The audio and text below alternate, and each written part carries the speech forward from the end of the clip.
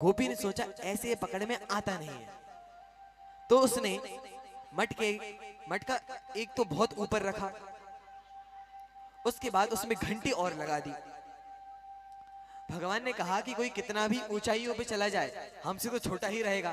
सभी एक के ऊपर एक खड़े किए सखा और घंटियों से कहा कि अरे घंटियों, घंटेश्वर महादेव सुनिए, ये जितनी भी घंटियां हैं कोई भी घंटी नहीं बजनी चाहिए। घंटों के जो स्वामी थे उन्होंने कहा जो आज्ञा। घंटियां भी कहती हैं जैसा आप कहे प्रभु।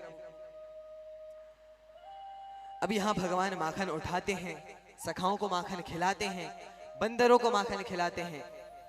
अब सबका जब बहुत पेट भर गया ना, एक नेता का क्या धर्म होता है, पहले अपने जितने भी कर्मचारी हैं उनका ध्यान रखे, अंत में स्वयं का ध्यान रखे। तो जब सबने खूब खा लिया, बंदर तक मुंह बनाने लग गए कि अब तो बहुत भर गया पेट, खट्टा है। भगवान सोचते हैं कहीं आज हमसे धोखा तो नहीं हुआ, हमारे साथ धोखा तो नहीं किया गया कि खट्टा मक्खन रख दिया हो। भगवान जैसे ही मुख में डालते हैं, टन टन टन टन सारी घंटियां बज गई। अब भगवान कहते हैं कि तुम्हें मना किया था मत बजना। उन्होंने कहा क्या करे प्रभु, आदत पड़ गई है, जब भी आपको भोग लगता है हमें बजना ही पड़ता है। क्योंकि जब भी भगवान को भोग लगता है तब क्या क्या करना चाहिए, उसमें तुलसी पत्र डालना चाहिए, तुलसी का पत्ता, और भगवान से प्रार्थना करनी चाहिए हे प्रभु आप इसको ग्रहण करें। साथ में घंटी बजानी चाहिए। घंटी क्यों बजाते हैं? घंटी गरुड़ देव का स्वरूप है।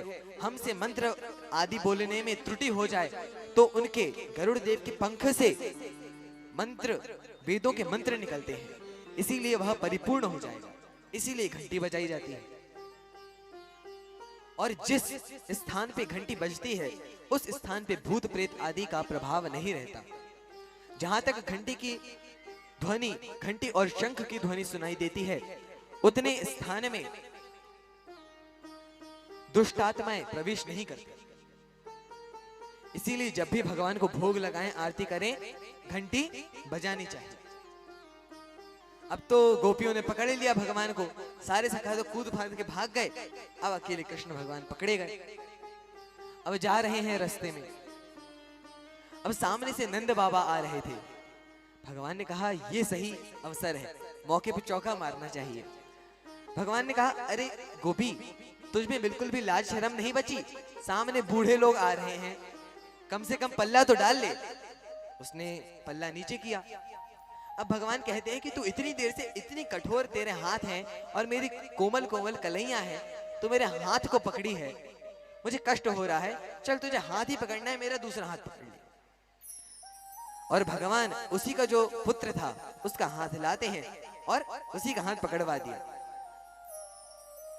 अब गोपी जैसे ही यशोदा मैया के पास पहुंची, अच्छा उस गोपी का बेटा भी भगवान की टीम का एक सदस्य था, इसीलिए वह भी चुपचाप हाथ पकड़वा देता है।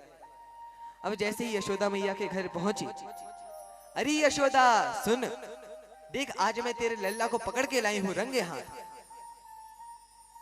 अब यशोदा मैया आई, साथ में कृष्ण भगवान भी आए। कहती हैं अरे गोपी, तू इतना काम मत किया कर, तू बावरी हो गई है। बोली क्यों? देख तो तू अपने बच्चे को पकड़ के ले आई। वो देखती है अरे तू कहां से आ गया? अरे मैया मैं इतनी देर से तो चिल्ला रहा हूं कि मेरा हाथ काय को पकड़ रखा है। अब वह कहती है कि हाँ मुझसे भूल हो गई। वह समझ गई कि भगवान ने किया है। अब पीछे वाले गेट से भगवान निकल के आते हैं, पीछे वाले द्वार से भगवान आए, कहा अरे गोपी सुन, मुझसे पंगा मत लेना, इस बार तेरे बेटे का हाथ पकड़वाया था, यदि अगली बार तूने मुझे पकड़ा तो तेरे खसम को हाथ पकड़वाऊंगा। इस तरह से भगवान बहुत सारी माखन चोरी की लीलाएं करते हैं। बोली माखन चोर भगवान की, चोरी करे तो डोले